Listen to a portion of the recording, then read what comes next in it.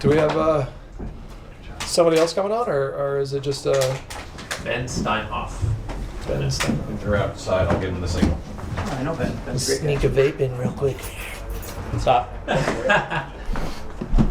Did you know that they tried to stop vape because they want men to turn into women? Dude, What? no, I only got back on the vape stuff for the last like half a year. My voice is cooked. Really? It has destroyed my throat. Yeah. I'm still doing okay, I think. Yeah, you're not doing it as hard as I am. That's fine. You're not hardcore.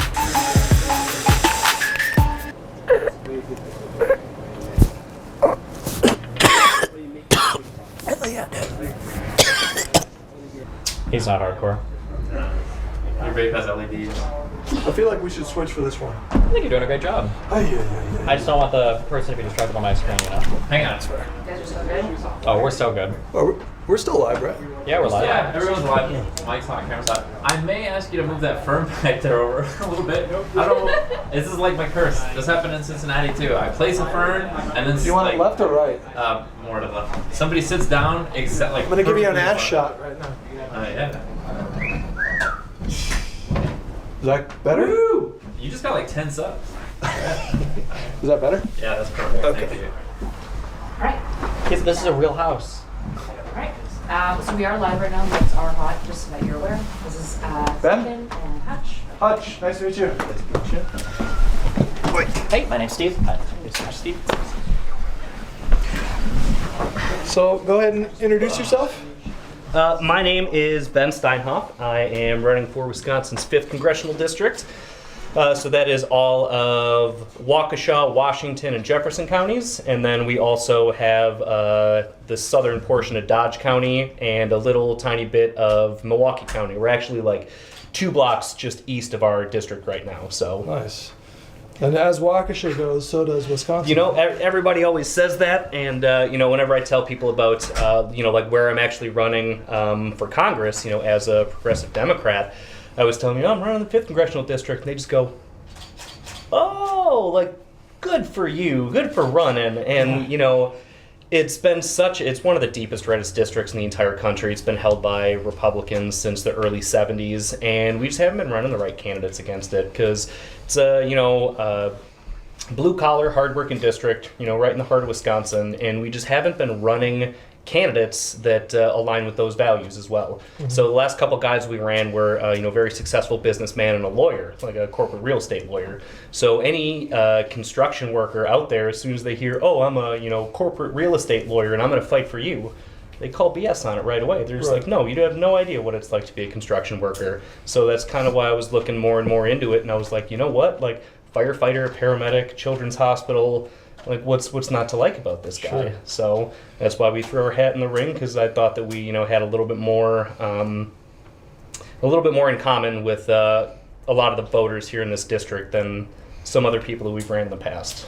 So we were speaking with Megan over there, and we were having a conversation about MAGA as a movement and how that has sort of melded with people's identities. Mm-hmm. And I'm curious, how do you, in terms of strategy, how do you try to sort of like get through to that? It's really difficult to get through, especially, and I've noticed, especially since COVID, Mm-hmm. it got even worse. Like Yep. it made people more ideologically entrenched, Mhm. just deeply embedded with their online identities. So, you know, let's say you have a policy that you think is actually quite popular. I mean, how do you pitch that to somebody who is maybe convinced that Democrats are like vampires that are eating babies and these sorts of things? Like, how do you know, it's got to be tricky, right? It is, and I mean, it's funny that you bring up the, you know, like vampires eating babies, because we were out at all the county fairs. Like, I'm a first-time, I almost said politician. I can never say that, because the whole It's time okay, you can say it. it's but I'm not. You know, what I've been saying to people for a long time is that there's enough politicians in Washington. We need real leadership in Washington, because politicians got us into this mess where, you know, like you said, everyone's siloed on the left and right. The only way we're going to get out of that is with real leadership. So that's why I didn't call myself a politician, because I hate that if you Google my name, that's one of the first things that pops up. It's that and my birthday, and I'm like, oh my God, then what have I become? So it sounds like you want to attack this stuff with good policy and just show people what Yep. you can do for them, and then Yeah. hopefully we can disentangle them from that radicalized stuff. that we're Yeah, seeing. and so, when I was at these county fairs, I would, I'd be standing at the Democrat booth, and this is, like I said, a very heavily Republican area, and so we would have people walking by and, basically saying exactly what you said, oh, baby killers, this and that, and I would always, kind of push back on that and say, have you ever done CPR on a 5-month-old child? And they would kind of pause for a second and be like, wait, what? And I'd be like, because I have. Like, I've been there. Like, I've watched, unfortunately, like, children die from child abuse. I've been there to try and save their life. I've had to take over their airway and seen these horrific incidents. And I've bawled my eyes out, went to lunch, came back, and helped another kid after that, So, like, for these people to come up and say that to me, that's another reason I think that I'm, great to run in this district, is because I can push back on those, things that they say right away. Mm-hmm. And that'll bring them in to at least be like, okay, this guy seems like he has something he wants to say. And so I'll be like, it bothers me when people say that because, women's rights and abortion access is on the ballot, but that's not the only thing. And that's not what reproductive rights are about. There's a lot more. Well, we're not even talking about reproductive rights. Right, we're talking about people that literally think that Democrats eat babies. Right, and so for adrenochrome and yep. whatnot. And so when they actually sit there and talk to me, like the good-hearted Republicans that are still out there, they'll talk to me for a little bit and be like, okay, what are you going to do that's going to help me? And I go into the 911 reform, which is kind of one of my biggest issues that I've been pushing forward and running on in a heavily Republican district, because it doesn't matter if you're on the far left or the far right. If you call 911, you want somebody to show up to your door and show up to your door in a timely manner. Mm-hmm. So that's one of the biggest things, is that especially in the rural communities that we live in, mainly my district, not necessarily West Dallas. I wouldn't consider that too rural. Sure. But, like out in Lake Mills, Jefferson, Fort, Washington County, like these are all pretty rural areas with a lot of farming community and farming background. And, being somebody that's run 911 ambulances, and I've seen, farm accidents, and they're horrific. And the fact that it's going to take you an hour and a half to get from, where your injury occurred to definitive care is brutal. Yeah, it's, it's something that people don't think about until I bring it up and talk about it. Mm-hmm. And so, one of the big things, we're going up against too is Democrats only want to defund the police. And, that's why I lead with my 911 reform, is because 911 is that a narrative that persists? It does, yeah, it definitely does, until I start talking about, police, fire, and EMS and how I want to, refund it.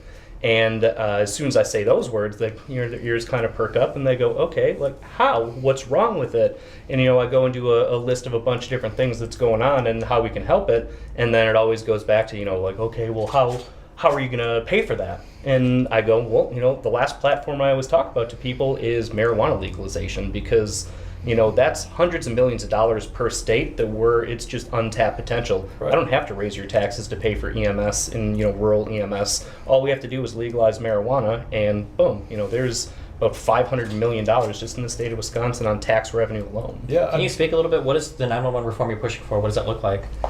So it's comprehensive, but the biggest thing for it is, so one of the things that really kind of drove me into politics was COVID-19. So I was working at MedFlight, I was working in the ER at UW, and I was still running as a firefighter medic for the city of Monona, which is just outside of Madison. And I was volunteering my time for the city of Lake Mills on the few off days that I had. I would carry the pager for about, $1.27 an hour because they were desperate for volunteers. And again, the rural community, they needed definitive care for, these long transports that we would have for these people that were, dying of COVID.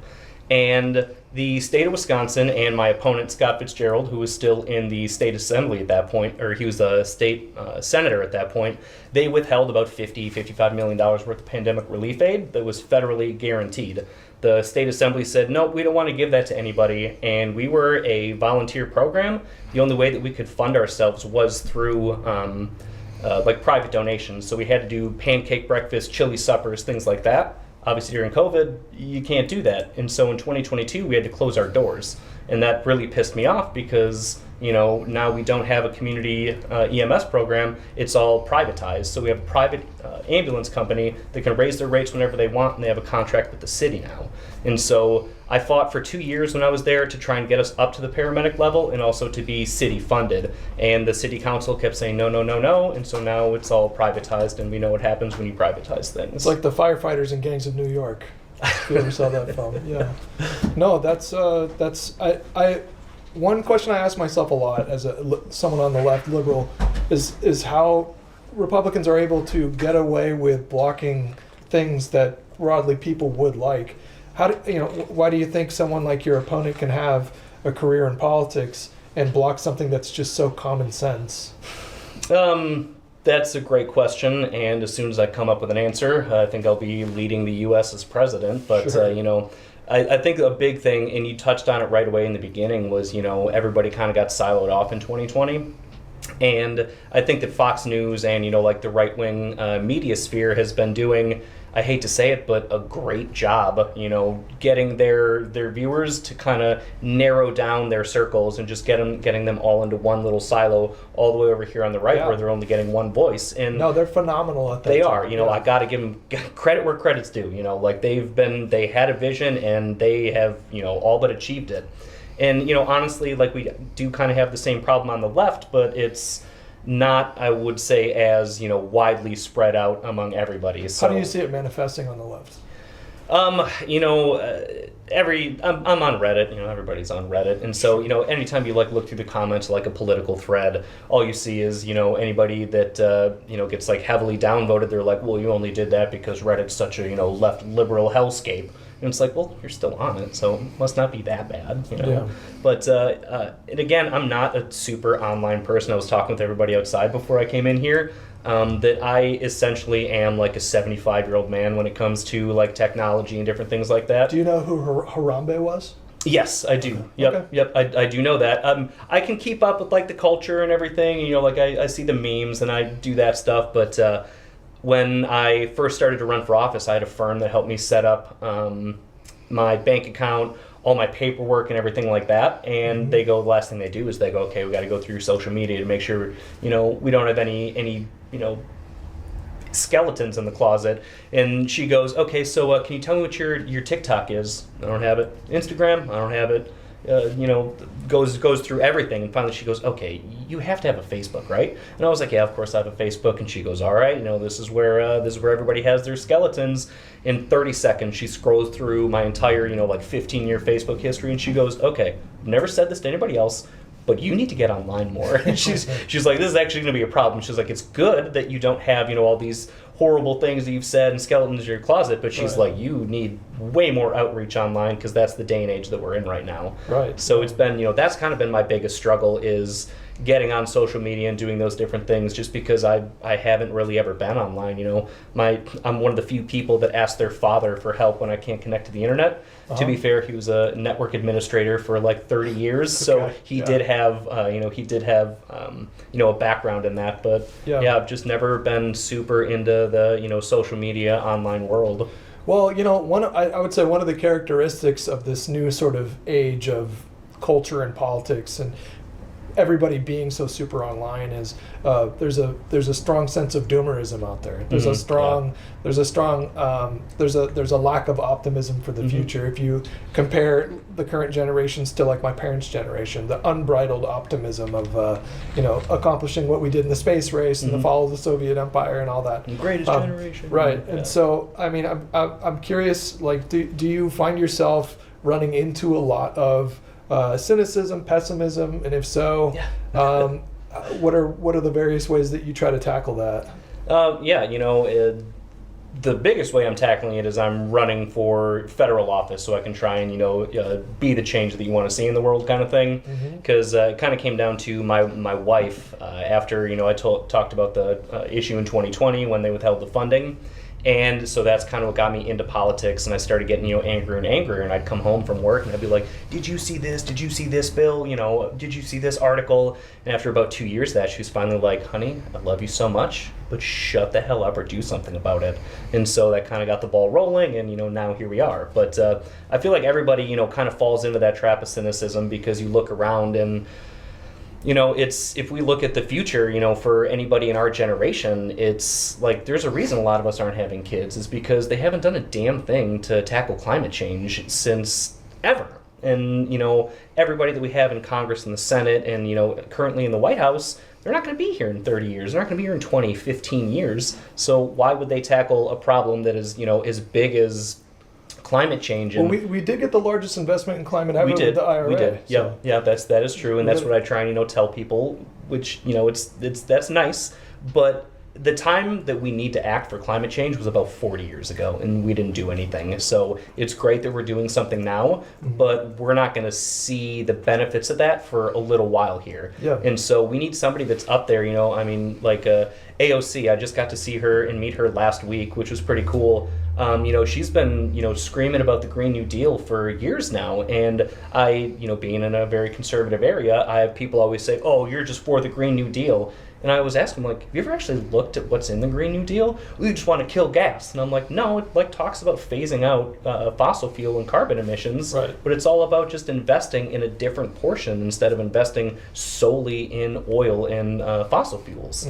So we just need somebody that's going to be a champion for that, that's going to, stand up and scream at all the people that aren't doing anything, for those of us that are screaming at our screens and our keyboards and our phones saying, why is no one doing anything? So I want to be that person that's yelling at everybody at Capitol Hill saying, hey, like, alarm bells are going off. We need to, pull our heads out of our Sure. I've done a lot of public radio, so I know I can't, swear, but Yeah, you're free. Here- It's free. pull our heads out of our asses. Oh my God. I promised my mother-in-law, she said one of her I cussed like a sailor. I've been Okay. in emergency medicine for years, and that was her biggest issue with me running. And she goes, Ben, I just don't know if you're going to be able to do that, because, sometimes you use colorful language. And Well, I was like, Patty, I promise I won't. I feel like that's changing, because I feel like bullshit has now snuck into sort of like the regular political lexicon. Well, Like, I mean, our governor, Tony Evers, I've heard him say shit 3 times in speeches this summer alone, and those have feel been like 3 of the greatest days of my life. Right, true. I feel like that's new, right? Like, I feel like Yeah. people were not saying shit openly like 5 years ago. Nope. And there's I think it was probably Trump who started doing it, to be honest with you, and then everybody else started doing it. But yeah, I mean, how do you see, like, just changing gears a little bit, like when we look at like Marjorie Taylor Greene, for example, a couple days ago, she was tweeting about how obviously they can control the weather, guys, and it's ridiculous that we can't talk about this. We don't really see that level of. I mean, I feel like the Democratic Party has its problems sometimes, but there is no equivalent to that on the Democratic side of things, and she's not alone. So, I mean, what do you see as the most effective way as a prospective Democratic lawmaker? How would you go about tackling the abject insanity of the current Republican Party? It's always been a bit much, like going back to like when I was growing up with Rush Limbaugh and Newt Gingrich and all that stuff. It's just a whole different beast now. I don't know what to call it. What do you do about that? I mean, on Twitter, I don't know how much you can do about that. She has the audience that she has, that she's curated for herself. But in terms of like on the ground, like talking to people face to face, and I always bring it back to these county fairs that I was at, because that's where you meet your actual constituents. But whenever I would have people say those things, kind of ridiculous things to me, I would always just like kind of use their words and just put their words back to them, just phrased a little bit differently, and be like, so that's what you mean? Like, who's they, first of all? Who do you mean they? With 3 parentheses. Yeah. And, so like kind of just like put it back at them just to make them say it, like make you admit what you're trying to, beat around the bush.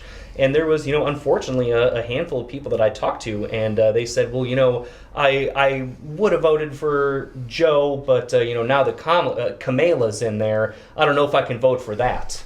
I'd say, what do you mean vote for that? And they go, well, I go, no, I don't. Like, please elaborate to me what you mean by Kamala, first of all, and second of all, what you mean by can't vote for that. And, you just kind of have them stand there and stare at you because they've never been challenged on it before, especially, in a very conservative area. Because everybody always just kind of just shrugs it off or just goes, okay, yeah, whatever. No, stand up. Stand up to it. And in 2016 was kind of when I started standing up to the bullshit, like you said. And I couldn't let liars just spread their bullshit anymore. So I would be the one standing up against it. I don't care if I'm a lightning rod. It's, as long as people know what the truth is about what you just said, then I've done my job. Right. Well, I think those people probably in large part are a product of the media that they consume. And the probably the biggest problem that I think we face right now in terms of like hyperpolarization and sort of like the sad state of the Republican Party is that you not only have Fox News to contend with, you not only have Newsmax, OAN, so traditional media to contend with, now you have this entire industry of alternative media where they're, at least when you go and what they might call legacy media, there are layers of accountability. You have an editor and you have somebody above them and above them.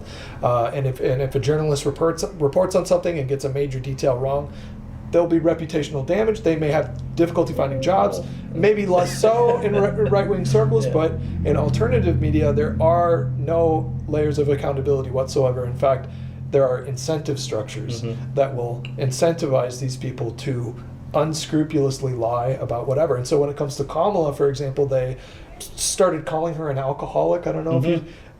I don't know where that came from. Slow down the footage to right. make it sound, Right. And it's all about the clicks, as the online people always talk about, Right. And it's a sad state of things. I think you hit the nail on the head, and like I said earlier, the only way that we're going to get out of this is with true leadership. Somebody that's going to stand up and call a spade or call bullshit, and that's kind of what I'm planning on doing, because. Again, going back to AOC, the Green New Deal, I think it's something amazing that we do need to pass. But I think that the right-wing media in all these, even further right circles really demonize that because, she's got 2 strikes on her. She's a woman of color. She's a woman. And so they just kind of demonize that and don't even look at the policy, don't even talk about the person that's actually putting this forward or the policy that she is. And so being a, straight white male, went to Catholic school, again, come at me.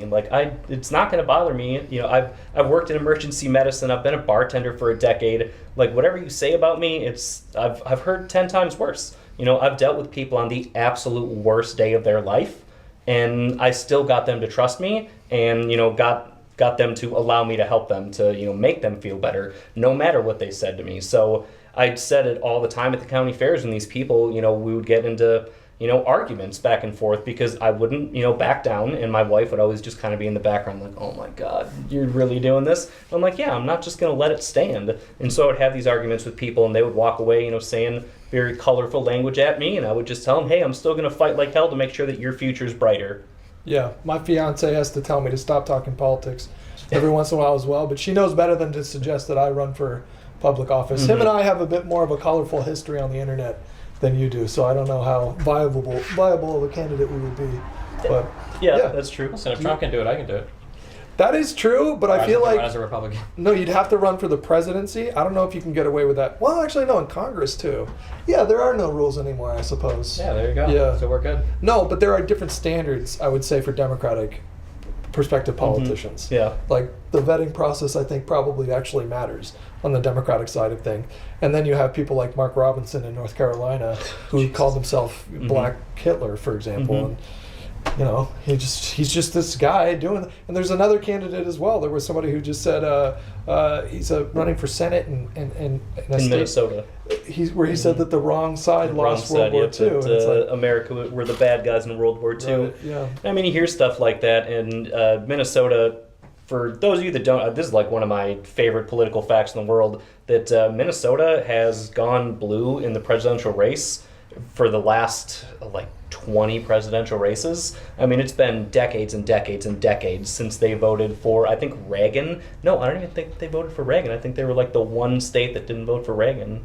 Were they the one blue state in the Mondale because they've just been, amazing. And, and I think it's great that Tim Walz is, Kamala's running mate, and after the vice presidential debate, was that this Tuesday? Just this. Yeah, it was this Tuesday. Yeah, October 1st. Yeah. Every day's frickin' Monday to me. Sure.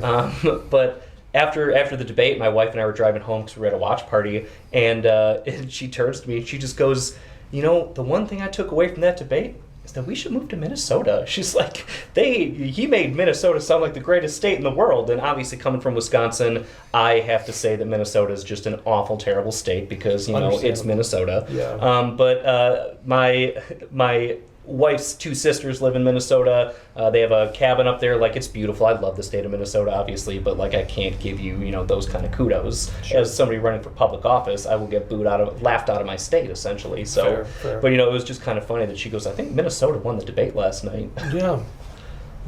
Did you have anything you wanted to jump in here with? I guess when you're trying to decide what office to run for, how do you decide what level? Federal versus state? Like, what is the thought process there? Right. So, as a first-time candidate, I always have people ask me, like, oh, what made you do that? And mainly it was because nobody else was doing it. Like I, touched on earlier, it's one of the most conservative, deepest, reddest districts in the country. And, people are always just like, oh, good for you. But I've always kind of been the person that if I'm going to go and do something, I'm diving headfirst into the deep end. Like we're either going to do it all the way or we're just, not going to do it. So, I kind of mulled around for, state or local offices. And eventually I was just like, you know what? People hate Scott Fitzgerald. Like, I did my own research and saw that, people really dislike Scott Fitzgerald. I have a personal, dislike for him, especially because of the, 911 thing. And I just knew, like, everybody that I would talk to in, like, the Jefferson County area, because that's where we were living at the time, I would mention his name, and even, people on the far right would be like, oh, my God, he's just such a worthless, Congress member. He was worthless in the state. He's worthless in the National House. And so that's kind of what got me to be like, okay. And then I don't know if you guys are familiar with our state Supreme Court race that we had last April. We just spoke with the last person about that. With William? Yeah, Right, yeah. So Janet Protasewicz ended up winning, and for those of you that don't know, the WOW counties, it's Waukesha, Ozaukee, and Washington County, and I have 2 out of those 3, and they are the deepest, reddest, like, belt of districts, again, like, kind of throughout the country, except for, like, the deep, deep south. And she narrowed the margins so much because it's always blowout victories for Republicans in the WOW counties. Now, were these Republican districts that voted for Obama, or were they always red? Red as red. People say that they're always going to be red, but I hope to change that, at least 2 out of the 3 districts. But I saw that she narrowed the gap so much that she obviously won, statewide. But that's what I wanted to look at during that election, because I'd already kind of built my website, but we hadn't gone out and done a big announcement like, hey, I'm running for Congress. And it was the day after the election results came that I looked at those results and I was like, hell yeah, let's frickin' do this. Because she ran as a pro-choice. It's nonpartisan, but a pro-choice Democrat, essentially, and she, swept the whole state. And like I said, she narrowed those margins in those deep red counties by so much that I knew that, even conservative women are going to go to the polls in 2024, and they're going to say, hey, enough is enough, and we need change. We have Melania coming out with a statement just recently talking about how they should have never ended Roe, and if we can call it silver lining, because I don't think it was a fair trade-off, and I don't think that Roe ending was a good thing, but if we're going to get some kind of silver lining from it, the energy around this issue does not seem to have dissipated in the last 2.5 years since that decision came down. And there's an opportunity there for the Democratic Party to step in and really seize on that and energize people. And do you see reproductive rights as a really big part of your campaign, if not the most important aspect of your campaign right now? Yeah, absolutely. And I know that's what's going to be driving a lot of young people, a lot of women to the polls. And, we saw... Again, going back to the county fairs, but it is really where we learned a lot about our district and the people there. But the first 2 that we did were during the reign of Joe Biden, right? And so that was every frickin' question I got was, he's so old. Why is he so old? He should step down. And I was just kind of have to revert the conversation to, well, we do need younger people in politics. And I'd hand him my literature. My name is Ben. I'm running for Congress against Scott Fitzgerald. And I was there. It was tough being a Biden warrior. It was. It really was. I was in Jefferson County the day that Trump got shot at. And that was a rough day. The next day was also a rough day out in Jefferson County. But then I was also there that Sunday when Biden stepped down. And my wife and I were sitting at the booth by ourselves just like, Jesus, what's next? And then we had, a lot more people come up to our booth that day and go, who do you think's going to run? Who do you think's going to run? And I was kind of like, well, we're going to have to talk about it, but...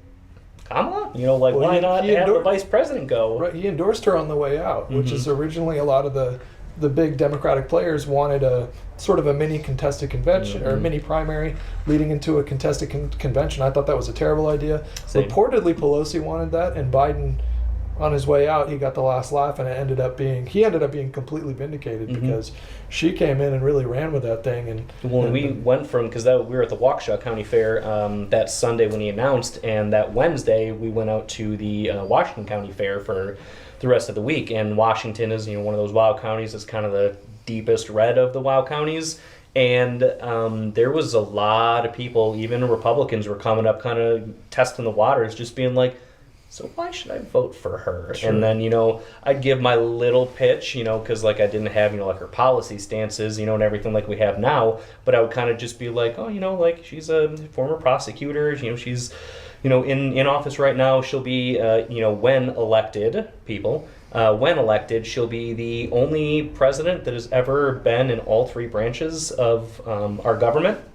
And the person she's running against can't even name all three branches of our government.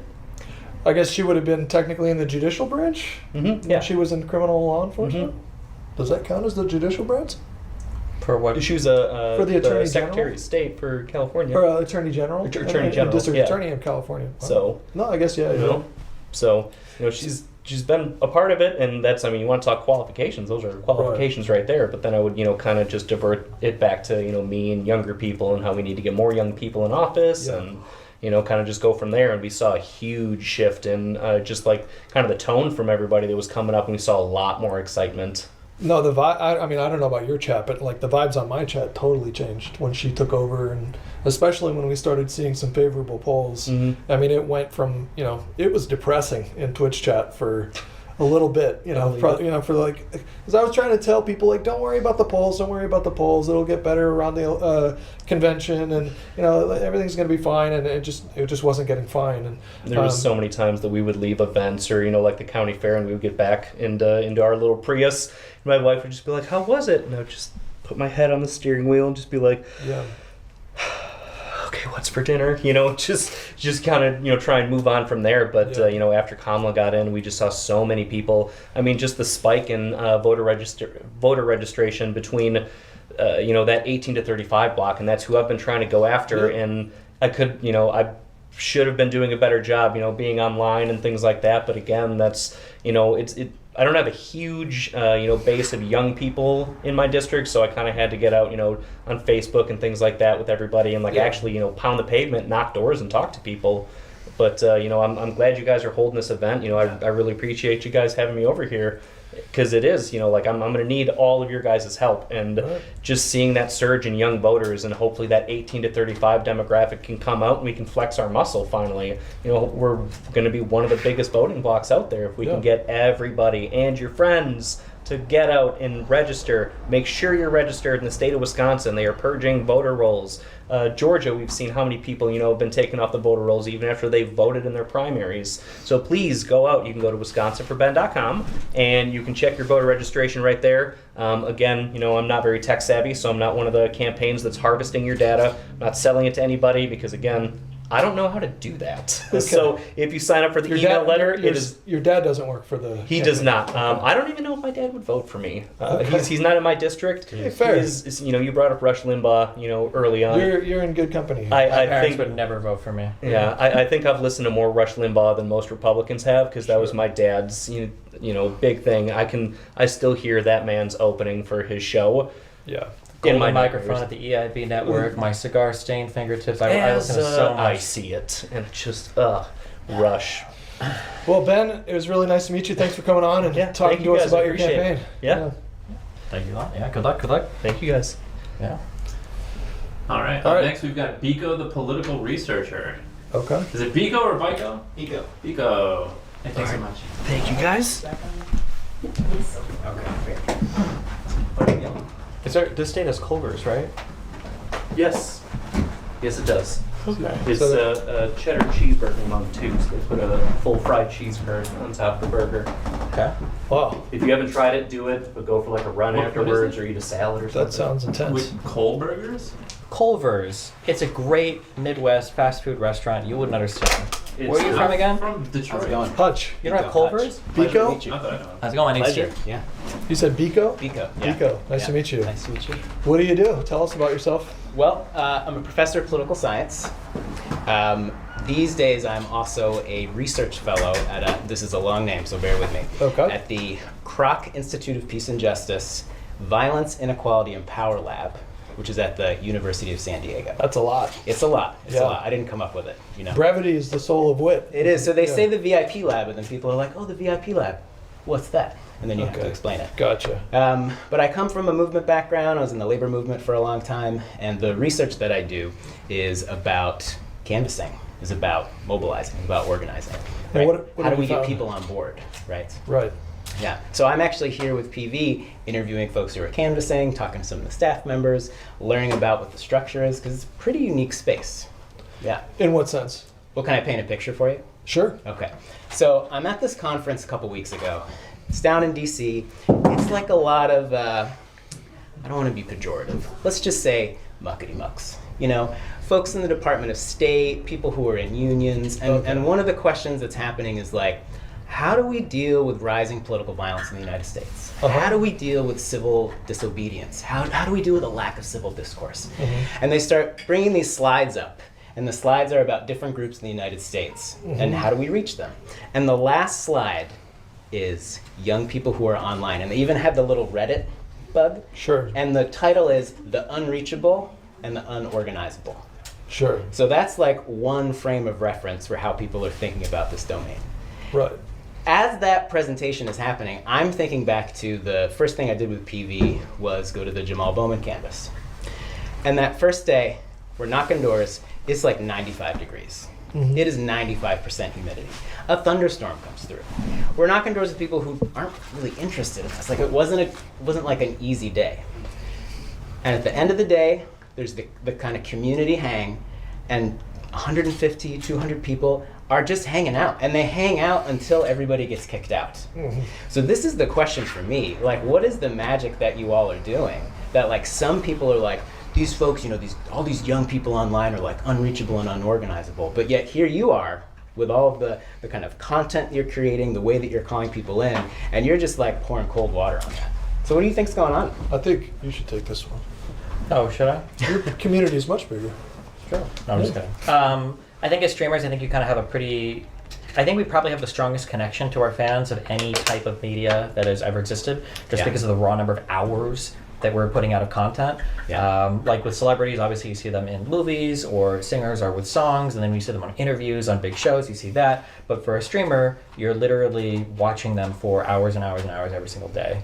So as a result of that, the conversion that you can get and the value of each of those audience members is much higher than even in video on demand media like YouTube, and then especially in legacy media, you know? Like a guy who is broadcasting on any local radio station might have like 1 million listeners or whatever, and this guy's making, I don't know, maybe 150 or 250,000 a year or whatever. But like if you have a streamer who's got like 50,000 concurrent viewers, this guy's making like 8 figures a year. This guy's making like 10 million. This guy is like, it's insane the amount of conversion that you get on sales and sponsorships, but then also on other types of things you could get them to be engaged in. So like political activism. So if you've got an audience that watches you, that's like very into everything you do, and you can get them to do things at a very high engagement, then hopefully if you're trying to get them to do something that lines up with what your content is about, you know, what you've driven them there for, you can get them to engage on that level as well. So I do a lot of political content, and so just political action. So yeah, it's a natural crossover, hopefully. Yeah, and your content is great, and hanging out with a lot of the canvassers is many people who are like, oh, why are you here? What got you here? And it's very clearly, it's like, I am in this community, I identify with this streamer, and they're the reason that I'm here. So it feels like there's a powerful community building component of it too. Yeah. Yeah, it's not just like I'm not just like listening to media one-on-one. I'm kind of part of a thing. There's also sort of the Trumpification of the discourse, because I feel like politics for a lot of people was very dry, very boring, and then Trump came along, and basically every day of his presidency there was some new scandal, some new thing to talk about, some new extraordinary thing that he would do, extraordinarily bad or whatever. And so I think that, you know, if when I talk to my audience and I ask them, you know, what got you into politics, 99% of them are saying it's because of Trump. Right. And then they get introduced to the sort of cast of characters, and it's like being introduced to a new show or whatever. And then now all of a sudden they know the players in a different way, and so they can kind of follow along with all this other drama that doesn't involve Trump. And so I think he was a big motivating factor for why a lot of young people got interested in the first place. I mean, have you observed that as a phenomenon? Yeah. And I think it works in two ways, because you've got some folks who maybe aren't Trump folks, right? They're not MAGA folks. Trump comes on the scene and then he wins, and he also doesn't just change the way that politics works, also sort of changes what politics is about. Like the stakes are suddenly different, the kinds of policies we're talking about, the kind of lines we might cross are different than they were in 2012. So some folks get involved because they're like resistant to that, right? They want to step up.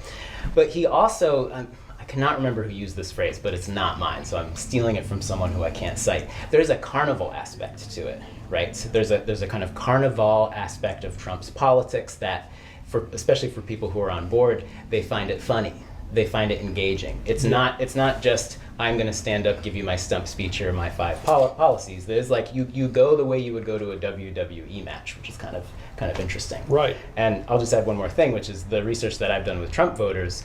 When you spend time with them, especially in these kinds of scenarios, it is community, it is joy, it's belonging, it's sort of looking at other people in the room and saying like, all right, we're together on this. Identity. Yeah, Right. and I think that's made space for folks, on the broad left to also try and do something like that, to try and do something that's not just what we might call deliveryism, right? Which is, if you vote for me, I'll pass this policy and then give you these material benefits. It's also something broader, something that's maybe identity-based, maybe it's community-based, maybe it's a vibe, right? Like part of the reason that people are excited about Kamala is because of her vibe and her energy and her youthfulness, right? Like those things can't be discounted. And we kind of lost that for a little while with we kind of saw that with like declining rates of voting, but I think young folks now are maybe seeing it differently, or experiencing it differently. And I think that's ultimately what, it wasn't necessarily just Biden himself that was bad for the campaign. It's just they were running in many ways a sort of antiquated campaign, very traditional. And one aspect of Kamala's campaign that I've been impressed with, and I don't know if you guys share this opinion, but it seems like their online media team is way more like on the ball about like capitalizing on topical relevant issues or whatever's going on that day and doing it in a way that kind of punches through and lands. That's been really impressive to watch. I agree. I mean, they're not as funny as the funniest online content, but the movement into understanding humor and how to make it land and making a meme, like even just those what feel very basic things, but sometimes politicians struggle with. Yeah. They seem like they have a much better. Wall's making the cows joke or the couch joke. The couch joke, example, or just like they're weird, and suddenly that gets memeified. Or honestly, even though Obama doing this thing was was a moment. Oh my God, I can't believe that happened. Yeah. But even the way that like Kamala's coconut tree thing, which before she was the nominee was kind of a joke about her, and then became, people like really owned it. Right. This is like now what we're interested in. So I think it provides some room for people to sort of see politics anew, especially against a landscape where so many folks are disaffected, they're alienated, they don't think politics is about them, they don't understand why they should participate at all. Right. So. Now, like predicting sort of political change is a bit like predicting the weather 15 years out, but if you had to predict what the American political climate is going to be like should Trump lose, what do you think you would come up with? If he loses? If he loses, how does the Republican Party and how does the electorate adapt to that new space? This is a good question. I really believe that MAGA is not going anywhere. Right. Oh no! So no, definitely not. I think there are some people, especially in the Democratic Party, who are kind of think of it as a cult of personality, and kind of if you cut off the head, the rest of it will go away. Right. But I mean, especially on some of the really hot topic issues like immigration, when you look back at 2016, I mean, some of the read was, oh, Trump is saying these things that are so out of pocket. But what he was actually doing was speaking to what the desires of the Republican base had wanted for generations, and no one had done it before. A sort of latent nativism. Latent nativism, or really amplifying the fear, looking at the kind of, I'm somebody who looks at the economic precarity that exists in the United States as being fairly universal, right? Many people experience this, whether it's about debt, whether it's about not making enough wages, whether it's, you're somebody who maybe makes a good income, but your house is underwater. So part of the question is, how do politicians package those experiences and put a framework around them? Right. And one of the most powerful things you can do is to say, it's not your fault, it's their fault. Right. And the question becomes, well, who's the they? And immigrants are a really, really, really powerful version because they don't have a voice, right? They're not even part of our community usually. While pushing protectionist policies I think you're absolutely right. I don't think he does anything originally. I think he takes a look at what people are talking about, how people are feeling, and then targets that with almost surgical precision. Right. And Yeah. offers a kind of populist vision, but at least when he was governing, it was sort of a standard conservative Oh policy. yeah, it was all bullshit. Yeah. But yeah. But to your question, like, what is the future going to be? So I think MAGA's not going anywhere. The question will be if there can be another kind of like charismatic leader, as they say, to be able to just take it over in the same way. And if there isn't, what that leadership battle will look like, and if there's going to be different kinds of frameworks or different kinds of policies that people find really exciting. So maybe it becomes less about this and more about that. I feel like MAGA will die with Trump, but I think that there's like a thing that like MAGA, I think it feels to me kind of like an evolution or continuation of what the Tea Party movement was. 100%. Yeah, so like those populist feelings I don't think will disappear, but I definitely think that Trump is like a special character that was able to capture that. And when I say was able to capture that, I just mean intuitively, because I don't think this man has thought a single moment of his life about how to present himself politically. I think he lucked into fucking everything. But I think that when he was able to capture that with the type of charisma that he has, I feel like evidence of this is like in this election cycle, I feel like a lot of people were thinking like, okay, well, who's going to step up? Like DeSantis is, he's a really effective leader. He's been a good governor in Florida. Like this is probably going to be. And you got like Vivek, who's kind of got like that Trump populist bend, and then there's Nikki Haley for like the kind of the traditional, the neocons who are still there in the background. Right. And these people all got handily destroyed. It's It not wasn't gonna even be- close. It's going to be someone more like Gates, I think, than any of those three. Maybe, yeah, it's hard. But the thing is that like Trump works. 51% of Trump's success is his on-stage performance. Personally, I feel like a lot of the lack of success he's experienced lately is because he's actually lost a lot of that. I think it's been the conversion of a positive ethos to a negative ethos, that regardless of how you felt about conservatives, Trump running is like, forget all the policies, the populism, the whatever, the authoritarian messaging, make America great again. It was very positive. He felt like a winner. This is like the apprentice guy, business dude, positive. And after he lost in 2020, it's just been so negative. And that's like really good, I think, for short-term politics powering, but it never lasts that long. And it's kind of like if you listen to Trump talk now, it's like a downer, man. Like before you could listen to it, but he had all these exciting ideas, as stupid as they might have been, like when you analyze them, but it felt like more positive, and it just felt like such a bummer now. And I think that when Trump is gone, I think that populist bend of whatever is rotting the Conservative Party will still be there, but I don't know if the next person who can take over, nobody stepped up that's that charismatic that can do it like Trump does. Yeah, and so just building on this, I think, well, one, we're already seeing these things about like people leaving the rallies, right? There's reporting that came out the other day of just like, yeah, people are leaving Trump's rallies because they're frustrated that they're starting late. They're not the I'm going to wait for 6 hours no matter what to see the person. So I think there's evidence. They're so goddamn boring at this point. They're so boring to cover. I can't. It's hard though because it's not for us, But I get it. I mean, like he used to be somewhat entertaining before covering politics back in 2016. I watched every single one of his rallies. I couldn't look away. Yeah. And now when he speaks, I've heard everything he's had to say literally 1,000 times at this point. He's not saying anything new, and his delivery is just getting less and less Enthusiastic. and energetic. Yeah, he's phoning it in. It seems like. Well, and he always had, and this is what I think is the powerful thing about his framework and really what fuels MAGA, is this like clearly articulated sense of grievance that is articulated very clearly, but can be transposed onto lots of different topics. You can't quite nail it down. That has, to your point, this kind of hopefulness behind it, right? We're really upset about how things are. We really think that America is about to be destroyed. We're about to lose everything, but we're going to make it great again. And especially after 2020, a lot of his rhetoric is now, he says things like, I'm your retribution. He's kind of really personalized the way that who am I to psychologically, Sure. To like, and then like harping on like the election being stolen for even if he thought it was, just like bringing that up over and over and over again. Yeah. And then just like the unhinged, like so many comments, like the immigrants are poisonous to the blood of the nation, and like the dogs and the cats eating, and the TV stuff, and the, it's all crazy. I actually thought when I watched the Biden debate against Trump, I think the biggest issue didn't have to do with his senility or his aging. I thought the biggest issue was that campaign was taking way too big of a policy or fact-based approach. Mm-hmm. And like watching Biden try to rattle off all these facts and figures while Trump was just saying bizarre random shit that's funny to the audience. Yeah. And Kamala did a much better job at, and I was screaming at my computer before. I was like, you gotta say he's got small hands. Like, please just say like he's just one thing. And dude, when she made that comment about rallies, he lost it. It was just fucking hilarious. And I think that I hope that they continue to move in that kind of direction. Like, I think liberals. I wish I could remember the paper. I don't know if this is 2016 or 2020, but I think that liberals finally figured out that there's this myth, in my opinion, and I think in this paper, I wish I remember what it was, but it argued that like people will say like Americans don't care about, you know, like all these things. They care about like the kitchen table issues and like the bills and the economy.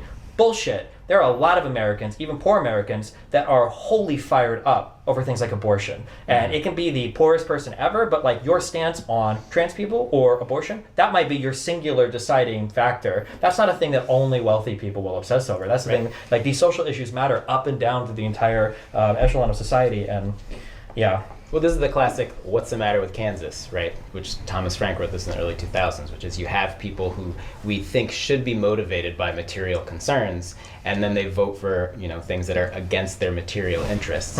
And part of what I think the left broadly is sometimes really bad about is to say, well, those are their interests, right? They might not be material, but they really care a lot about those things. And if we want to kind of engage with them seriously, we can't just say, hey, dummy, you should care about how much money you're making, not about abortion. We need to treat them as somebody who, at least in the first conversation, as somebody who's motivated by that. Yeah, I get there was a comment that was made earlier, and I'm not here to debate people, I'm just here to like chat, but I actually really disagree with it, and I think that it's a framing issue where people will say something like, well, I mean, what's wrong with Candace?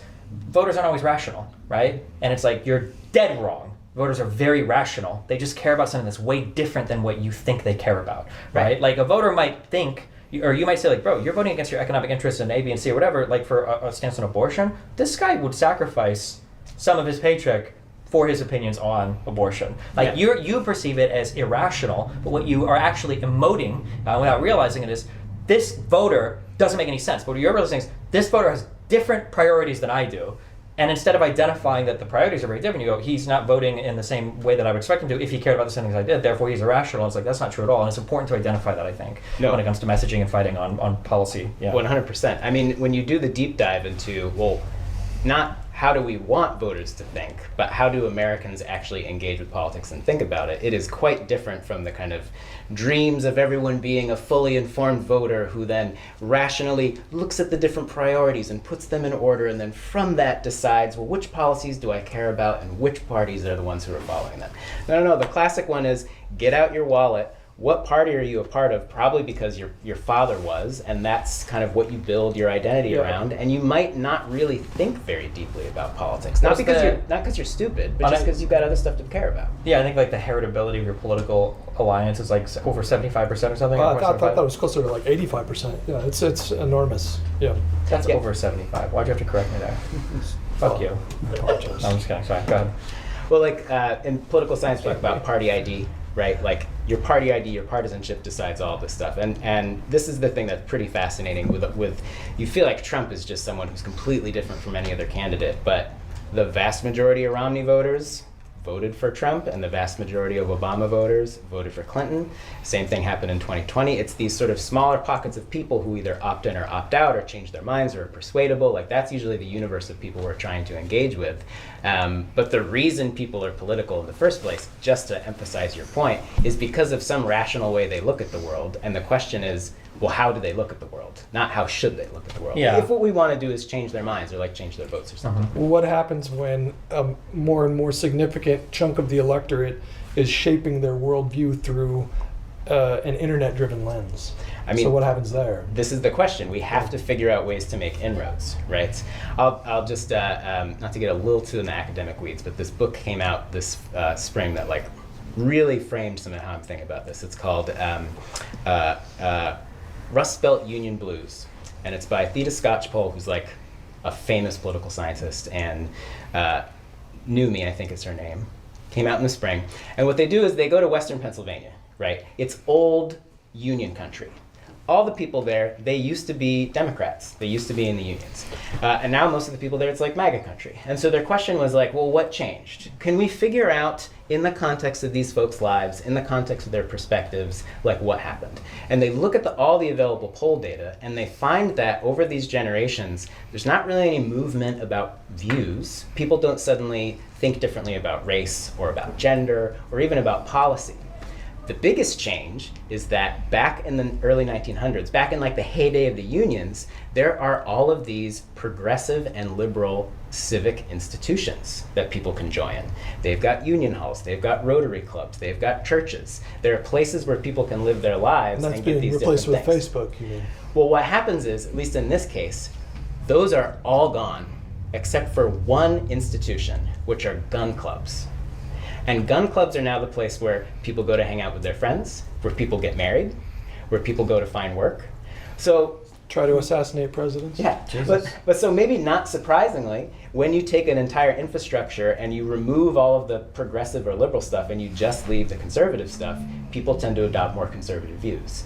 So part of what we need to think about, both in terms of brick and mortar, but also in terms of online, is how do you build those alternative spaces that people can go to, which is, I think, is some of the like most powerful work that you all do, especially in online communities where, and this is something I think the right is so good about, and I don't think they necessarily do it as some big plan, but you go into all these spaces that are not ostensibly political. Oh, this is a space about fashion. This is a space about cooking. This is a space about tips on how to decorate your house. And then it's like, also fascist. Right.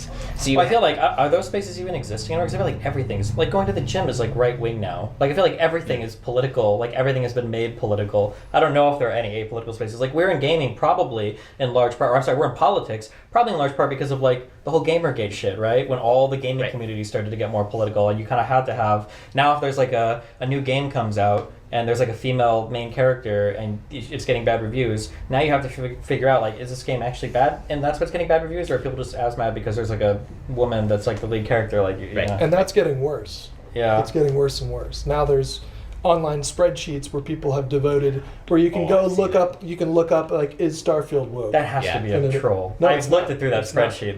That thing is wild. Some It of is some of it's like it's woke because you can have a mixed race marriage or something. And it's Yeah, it's just like- oh my Yes. god. Yeah. It's unhinged. Yeah. They call Starfield woke, for example. And Yeah. I think it's literally just because there are interracial relationships and queer people. Right. But that's it. Right. Yeah. And then it's like, well, what are the games that are left? You know, it's very funny. Right. But I think part of what I think is so just impressive about what you all do, but what we need more of are having, like, I'm a big infrastructure guy. And I mean that not like, I mean, I love a train, but I mean more like, where's the civic infrastructure? Where are the alternatives where people can go when they have these kinds of interests, to be able to have those interests and not have to talk to a trad wife about it, right? Instead be able to talk to somebody who's going to offer a different kind of political reference. And I think, this is now me talking, I'm not like citing empirical research. I think that like the left and liberals sometimes are less interested in doing that kind of work and are more interested in having the kind of policy conversations or the ideological conversations. Although, no, there are some folks at the Roosevelt Institute who are studying this exactly right now, and this is why I know this, right? And they are saying we are losing on culture because all we do is talk about policy. It's an exaggeration, of course, but how do we build out more of these spaces? Whether it is like the Union Hall in Western Pennsylvania that is on the ground, or places online like your streams, like the Progressive Victory Discord, where people can go and like have a different kind of experience. So that's what I think that's one of the things that needs to happen, I think. What are you saying, that the place needs to be a physical place instead of it being online, or can No, it no. be online? Yeah, I think all of the above, right? Mm-hmm. But it definitely needs to be online because more and more people spend so much of their life there, right? Yeah. That's where they find community. That's where they find joy. That's where they find belonging. Yeah. You know, and if you're somebody who's kind of like new into these online communities and you stumble somewhere and end up in sort of a red pill forum because you're interested in like learning about how to go on dates, it's, you know, we have to continue this work of giving people alternatives and like rescuing them, giving them pathways to do something different. Well, conversely, what do you see as far as the future of the Democratic Party goes? I was going to circle back to this, yeah. So I've been talking about this a lot because this is something I did a little talk with Progressive Victory about canvassing, the science behind it, and some of the work that Lay I've it been. on us. Let's go. But I'm going to get to this thing about the future, which is Biden wins in 2020, and the thing that I heard from so many people was, thank God, I can finally stop paying attention. Right. I don't have to check the news. I don't have to door knock anymore. I can just like opt out and go back to normal. You heard this from actual people? Yeah, this is like people in my life who are, some of them were really involved in the election. Some people were like very afraid about Trump winning another election. So the question that I really have, and I do not have the answer, is what is going to happen if Harris wins? And will some of these sort of nascent institutions and spaces that have been built to kind of collect some of this energy and to onboard people into new ways of thinking, will it be able to continue past the election? Right. Because I'm a firm believer, both personally but empirically, that lots of people, it makes sense, like we're exhausted, right? People are gonna like take a break. Yeah. But in December and in January and in February of this first term, there's going to be people who are going to be deeply active in trying to shape policy, right. deeply active of trying to get whatever the new Congress is, whatever the new administration is, to give them the things that they want. Yeah. And it's usually not people-driven organizations. It's usually not the grassroots. It's usually not regular folks who are members of things. And so every kind of electoral cycle, and this is like now me talking from kind of my movement experience, the question is like, can we get enough folks to stay on board and to recognize that we kind of need a longer-term push than just once every 5 years or once every 2 years? So the answer is I don't know what's going to happen, but that's the worry I have with a Harris victory, that there will be another like, whew, we did it, everybody. See you in 4 years. Well, on paper, the Biden presidency was the biggest success in my life. I'm 41, and he was. I'm 42. In terms of like, so like in terms of his policy agenda, what he was able to actually get done, easily the most successful president of my lifetime. I include Obama. I mean, the ACA was great, but we're talking about like the entire agenda, and people thought he was just like Mr. Magoo. And Right. I feel like history will regard him well. I think history will look back on his presidency, especially his decision to step aside, especially if she wins. I think he's going to go down as a legend. But people were, I picked up on what you sort of touched on. I think a lot of people disengaged with politics after 2020. We had a good midterm, that's true, but there were other forces at play there, the Dobbs decision and whatnot. And that's going to be, I worry about the same thing. If she wins and then we get complacent again and then they have a really good midterm, and then what do we do then? And there's a mix of like, Biden did some very cool stuff, to me very surprising stuff, that he was able to not just have that sort of type of policy, but also the margins were so close in Congress to be able to push it through. But every time this comes around, I wonder not just the question of would more people being involved have a better sense of what was going on, but what else could we have gotten if there were more people organized on the ground. Right, yeah. And if I may take a moment to just criticize the Obama administration. Okay. Everyone okay with that? Sure. Okay. So it depends, but yes. Well, I'll go and then you can, I know this isn't a debate, but you can tell me I'm wrong if you want. Okay. So 2008, Obama wins. Hooray. And part of the reason he won is because of Obama for America. This incredible, incredible field program that brought in so many small dollar donations, so many people on these email lists, and so many people who knocked doors. They had millions of folks by the end of it. And there were lots of different community groups, lots of different movement organizations that were all kind of funneling into this. Like 2000, those of us who are old enough, we remember what those days were like. Everyone was excited. This was, we had 8 years of Bush and like these wars. There was suddenly something to get involved in, the hopey, changey thing. Yeah. So we got this organization, and they win. And there's a really amazing article about this on the Rolling Stone, and then also one in the New Republic that's sort of like the oral history of what happened to OFA. And what happened was, we had a moment where, could the Obama administration have a social movement? Like a movement of grassroots people who are there ready to kick some ass, right? Maybe they'll kick ass against opponents, maybe they'll kick ass against like Dems who are holdouts on certain policies, but we've never had anything like this before, because usually it's very top down, knock the doors, go home. And now we've got people who are like, yo, I know he just won, but I'm calling up my old rep and saying like, what do I do next? And what the administration decides to do is to get rid of the program. And the reason that they did it were real fears that some of these folks who were more progressive might try to push centrist Democrats on things like the public option in the upcoming healthcare issues. So they completely mothballed it. And to the extent, like, I don't even think we have these email lists anymore of people who were involved. And, Interesting. And so that's sort of like sad on one level, and not to push the argument too far, but then when you kind of turn the clock forward to 2010 with the rise of the Tea Party, where suddenly there is a grassroots, organized, fueled by corporate interests, base able to sort of rise up and push on the right, and there isn't, we could have had an opportunity to have something to push back I don't against. know if anything could have beat that though. Hindsight's always 2020. Sure. You're probably right that disbanding this organization was a mistake, but I don't know if anybody could have beat the rise of the Tea Party movement, because there were two main grievances at the time, and number one was the bank bailouts, which had to be done. Yeah. There was just we averted a global economic catastrophe by bailing out the banks, quite frankly.